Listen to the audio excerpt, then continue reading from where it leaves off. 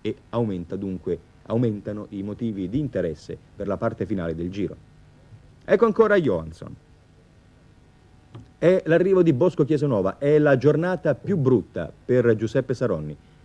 Era una di quelle giornate in cui si pensava che Saronni avrebbe potuto attaccare Moser e Knudsen, Moser prima del Giro, prima di conoscere gli eventi, Knudsen poi a conti fatti durante il Giro, invece Saronni non riesce a staccare né Moser né Knudsen, ma la classe, la bravura di Saronni emergono proprio in questa giornata, la più brutta, l'unica forse veramente brutta di Saronni del Giro, in cui anche se deve rinunciare all'attacco riesce a non perdere niente.